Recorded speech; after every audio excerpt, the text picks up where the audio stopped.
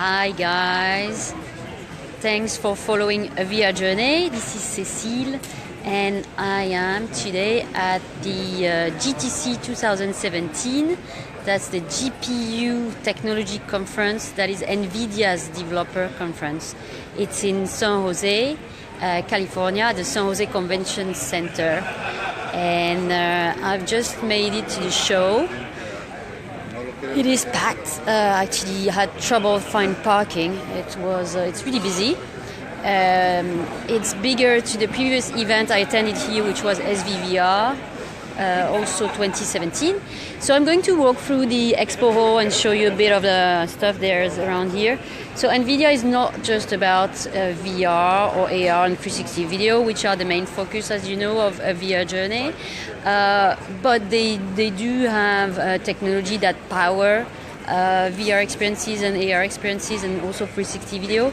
And they're also pretty big to power AI solution, artificial intelligence, machine learning and deep learning. So I will go through mainly the VR area, which is called the VR Village, where they showcase some of their VR partners and startups, and they have some demos.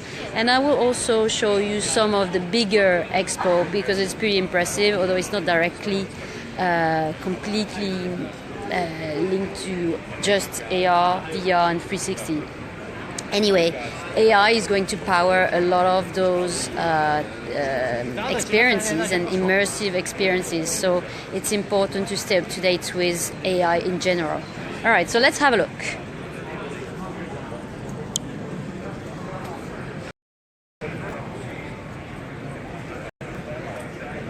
Here we go. So that's the entrance of the expo hall, and actually just in front of the entrance there is this camera. And you may be wondering, what is this camera? I've never seen this one before. Of course you haven't, because it hasn't been launched yet. It's made by a company called, I think it's Live Planet, and we go check them out later. I had a chat with them earlier, and they have an amazing technology. And they are launching this camera in a few weeks, probably around the June timescale. And it's going to be around $10,000, so prosumer type of market for this price point. And it's going to deliver fully stereoscopic 360 VR videos. And they have a cloud-based system that will allow you to live stream to all the platforms without having to worry about encoding to the different platforms and even log into the different platforms. So it kind of aggregate all that for you. So they have a demo inside where you can be in a VR headset and check out what it's capturing right now. So they might actually be looking at me. I'm waving right now. I'm waving at the people who's inside the hall in a VR headset looking at the output from the camera. So let's get inside.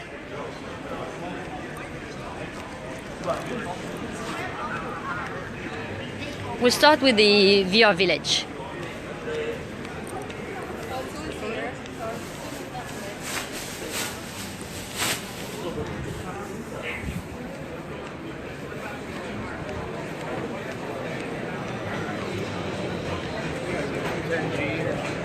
Here we go.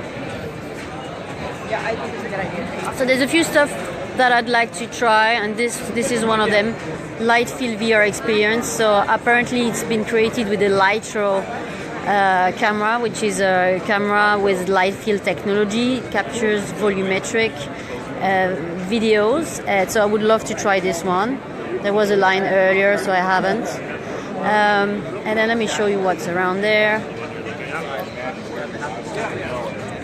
You're getting that right. Everything else.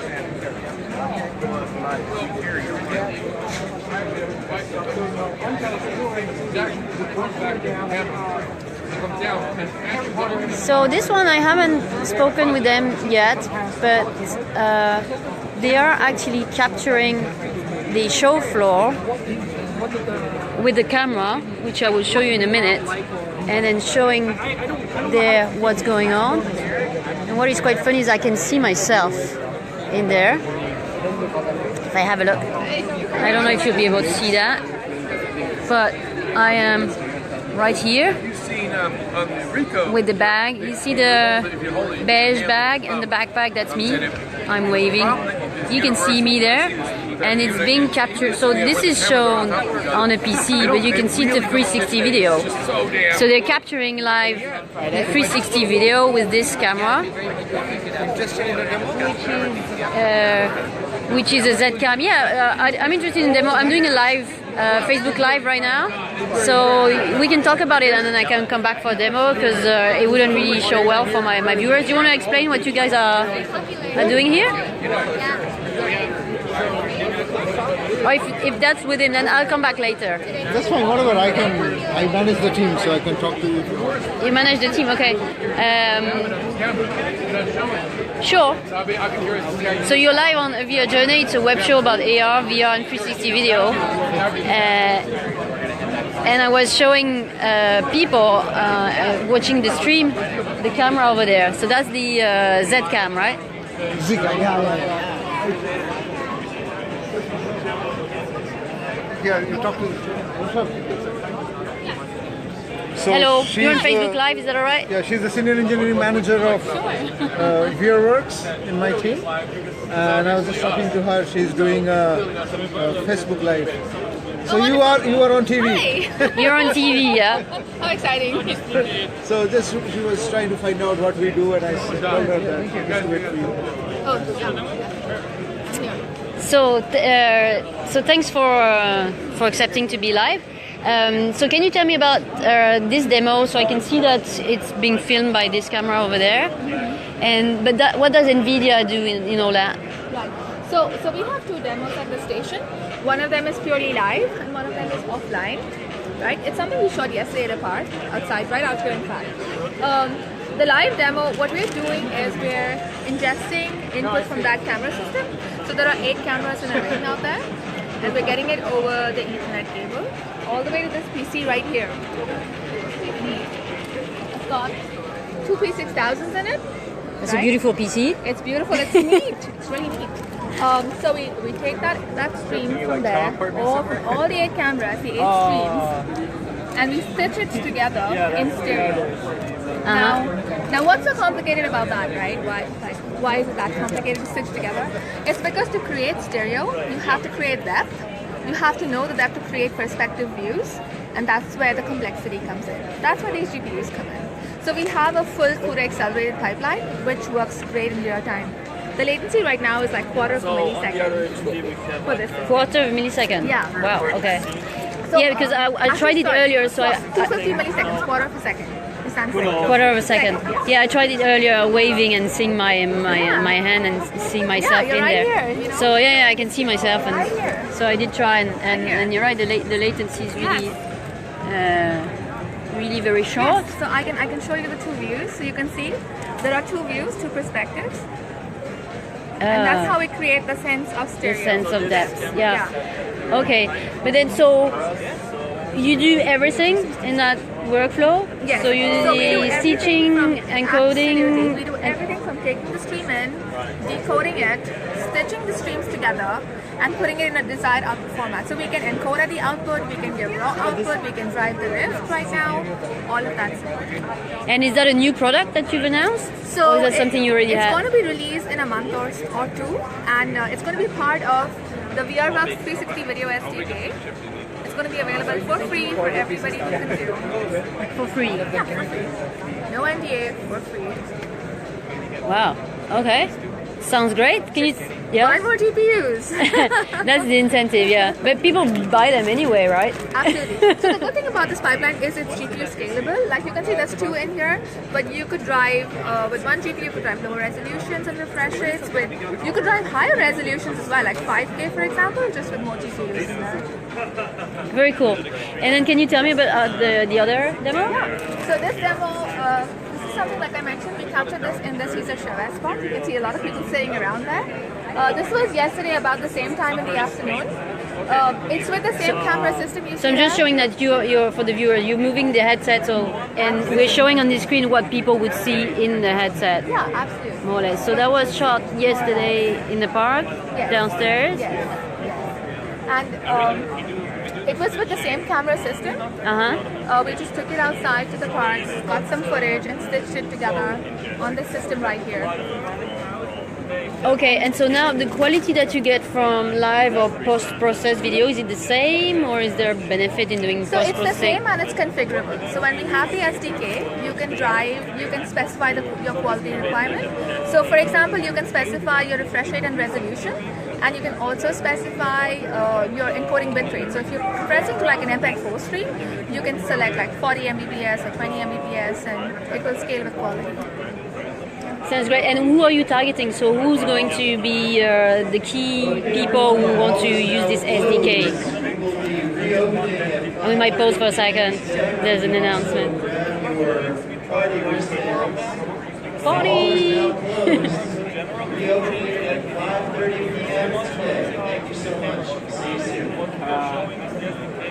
Right. Okay. So yeah, I was asking about your target market. I mean, I know it's free, but who are you targeting for the SDK? So the good thing is it's a scalable pipeline, so it would be anybody who's willing to stitch. So you could have a consumer grade camera, which is cheaper and can still do some kind of stereo, as long as it satisfies overlap constraints.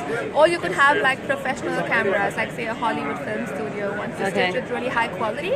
I mean, you can have a beauty system and get really high quality output. Okay. So it caters to a very wide range of the market. Sounds good. So my web show is targeting mostly consumers. So I have a lot of viewers who have like the LG 360 cam or the Ricoh Theta, or they have Samsung Gear 360. I have a Ricoh Theta and an LG myself, so they're not stereoscopic. So I don't think we'll use the system. But maybe the Lucid cam would be one of those for the consumer market. Absolutely. The only thing you need to get stereo is to have enough overlap.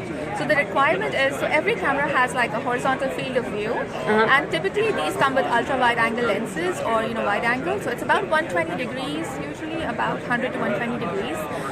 So as long as all your cameras put together have sufficient enough overlap between them, you can generate stereo. Okay. Brilliant. Well, thank you so much. Can you remind me your name? My name is Rochelle Pereira. Rochelle. And I work for Nvidia. Pereira. Nice to meet you. I will give you my card, so you can check out my Facebook page and you'll see the live streaming, and then I put it on YouTube and Twitter and so on. Thank you so much. Thank you very much. Have a great day. You too. Bye. Bye-bye. All right, that was great. What an interesting demo. So let's continue. So here is the VR demos. So unfortunately, those demos, we have to sign up for them, and the system was down, and when the system was up again, then it was fully booked. So I haven't been able to see them. But those are the free demos that they're showing. They're showing the Zone, Light, Feel, and Endeavor point out. I'm not even really quite sure what that's about. They're showing Batman, which is a great AAA game, and the VR Funhouse, which is a game actually developed by Nvidia. Word that Teal, the world's fastest production drone, is going to be in the South Hall for a demo today at 4 p.m. So, South Hall, 4 p.m., world's fastest production drone. Don't want to miss that. And I was just posing, I don't know if you heard that there's been an announcement for a drone demo at 4 p.m. Anyway.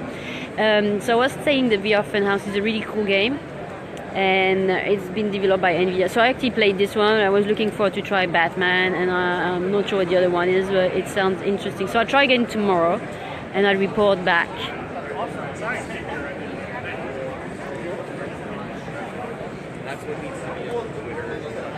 There's more demo here. You can try Robo Recall. I know my brother Laurent would love to play this one. When you press it down. I haven't actually tried it. I might try do that later. Now let's go back to actually I will walk this way. So let's finish off with the VR demo. So we can see it's quite neat the way they've put it. They have booths. And they have like 6 booths, so they can have 6 demos at the same time, but the demos are 15 minutes each. and so that's why it kind of fills out really quickly, because there's a lot of interest for those. So we can see one person in there trying it out. So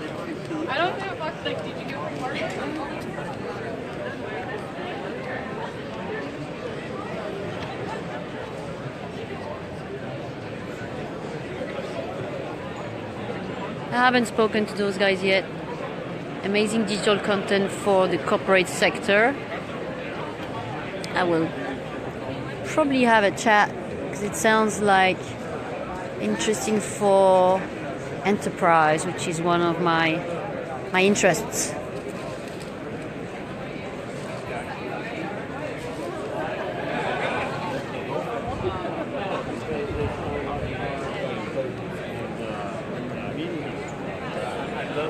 We have Autodesk.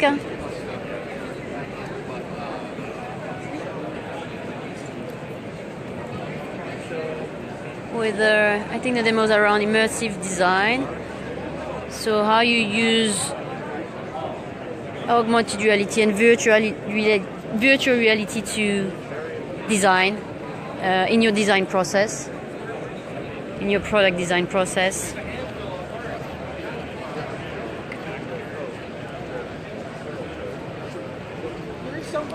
Unreal Engine, which is one of the two main engines used for creating VR experiences, the other one being Unity. Unity is actually more popular, but Unreal is a good second runner. There's something I want to go see later is the NASA, and I think they show Journey to Mars VR experience. We can't really see much on the booth. I think we'll have to put on the headset to see what it's about. And this is Live Planet. So that's the company that created the camera. You're live on Facebook. I'm doing a bit of a walkthrough for showing my viewers about the show. And I mentioned your camera. It's plugged in now. So are you live streaming from this one too? We're setting this one up so we can switch out, but we're still going just from the hallway outside. Okay. Somebody probably saw me waving for a long. I saw you taking a picture outside. And then I was security ability. All right. Remind me how many lenses you have. It's 16 lenses. Okay. So it's using all 16 to capture 4K for your left eye and 4K for your right eye. So it's 5 HD, 6K sensors on 16. Fantastic. And launching in the summer time frame.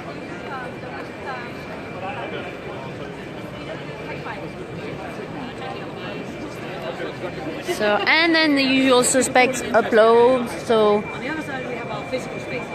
Upload, they have a collective, Upload Collective, which hosts a bunch of startups in San Francisco and LA. They also have an online media, and they do a lot of mixed reality videos. So you can see they're actually Panels, conferences, filming someone with a green screen. just rolling out our But I don't see the actual mixed reality output. program for people that want to learn how to develop in Unity. So I'm not sure how they set it up. So I don't know what But usually they allow to view somebody who's playing a game and nice. see them playing inside the VR environment. Where are you based? We have an office just about 5 minutes away from here. Anyway, it's kind of cool to see the person playing I'm located in Wichita. and what they're doing. And she probably wants something. And yeah, a number of other.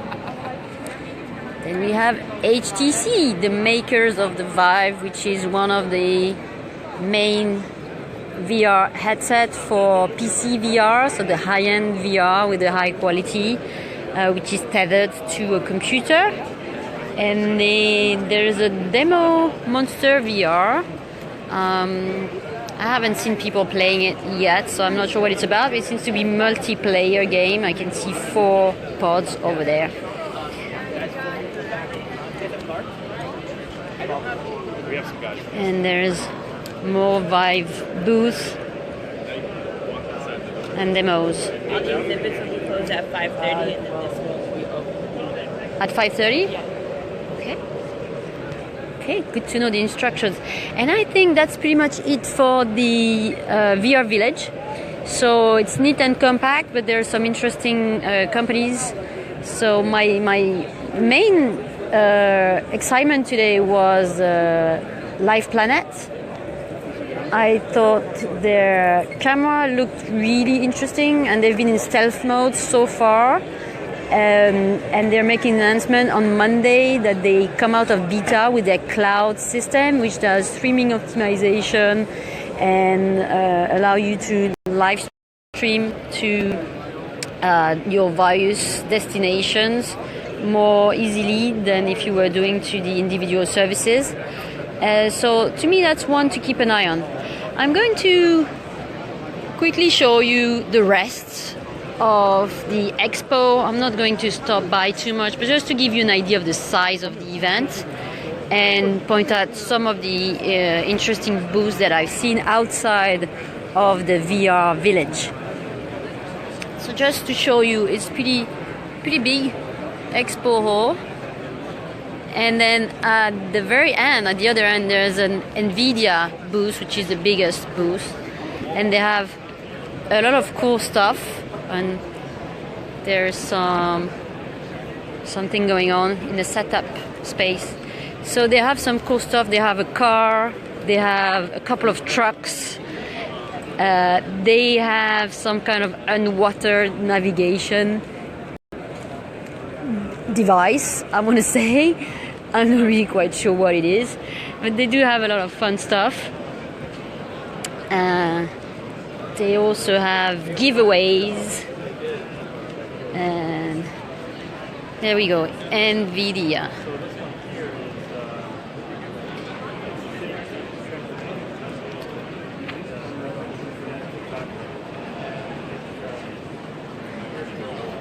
So their booth is about AI and AR and VR and supercomputers, basically.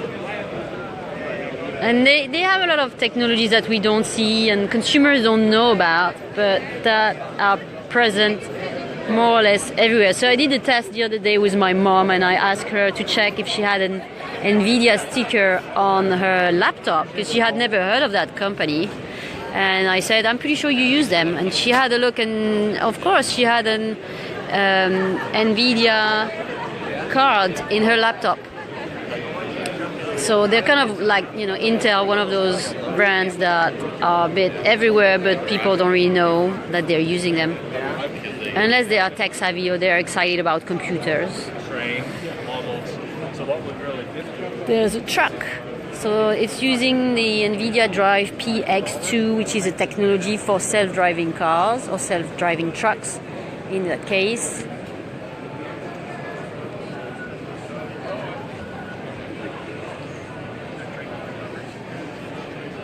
Right, and they also have a car, a hybrid car. It's a Ford car. I assume it's also using their self-driving technology. Hey,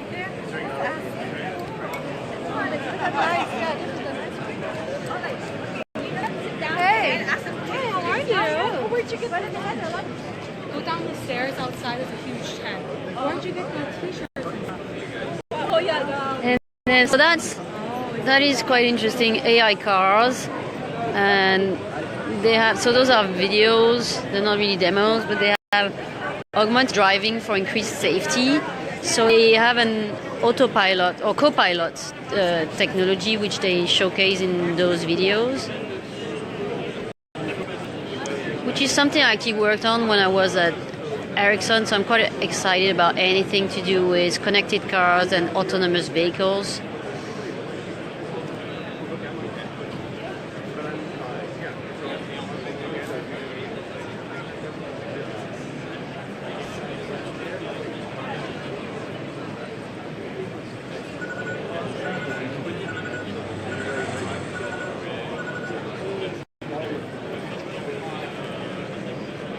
So the car is actually assisting the driver to make driving safer. It's offering to engage autopilot, for example. So, Nvidia's technology is used by Tesla. I know, I don't know to what extent, but I know they use them. And there's another video where they show cloud-to-car HD mapping for self-driving cars. And it's also powered by their Drive PX2 technology, which was on display at the truck demo.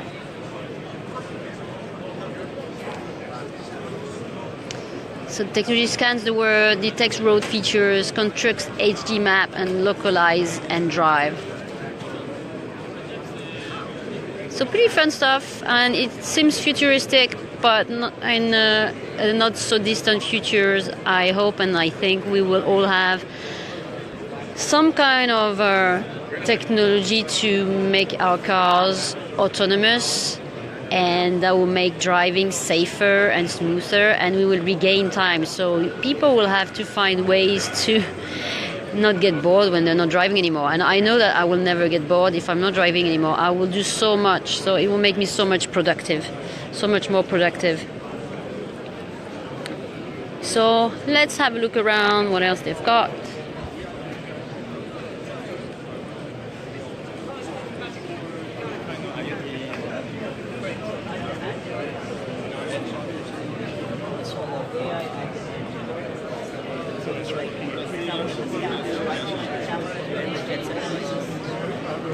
Nvidia Metropolis, so same team, deep learning based driver assistance, real-time AI enabled building automation. They have a drone.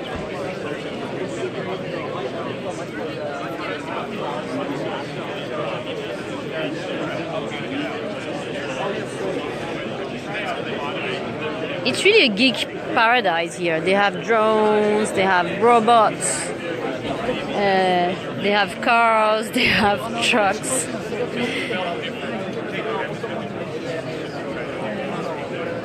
They have all sorts of fun technology stuff. So that's the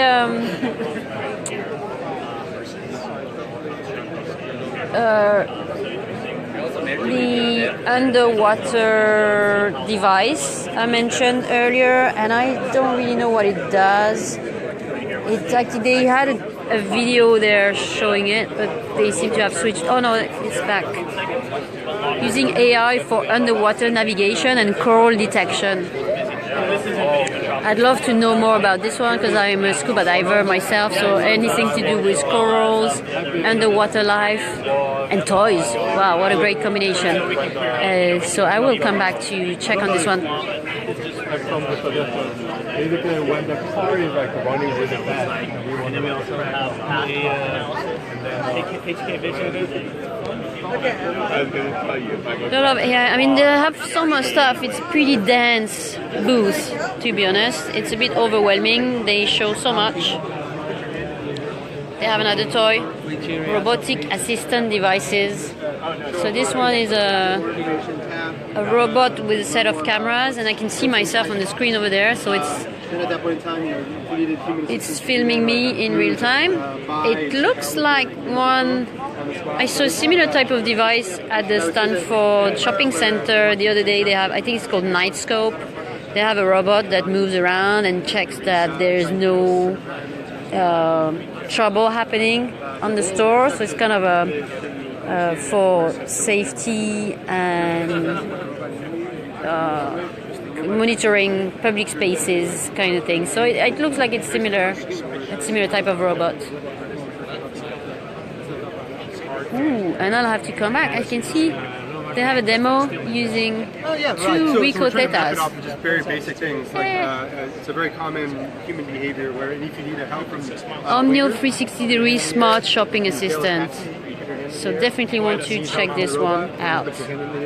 And okay, so it's a very basic interaction like that. So the idea is that we're not Understand trying in to 360. sort of see conversation. It's not going to happen in the short term. So it's basically kind of natural interaction like that. The robot comes over, you show it a product, you can get more basic information, request an associated parts, and move from there.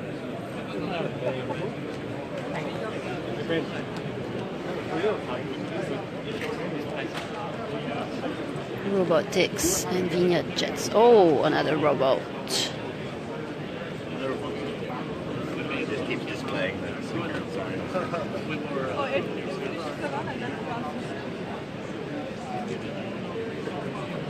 So this one, it says autonomous inventory management and customer service robot.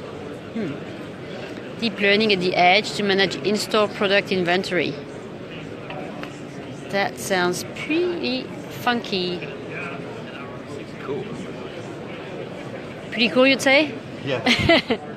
Sounds pretty cool. With Jetson. Okay. And last but not least, the what's it called? The tractor. See, it doesn't even fit in my camera. I will need a wide angle to capture this one. There we go. Okay.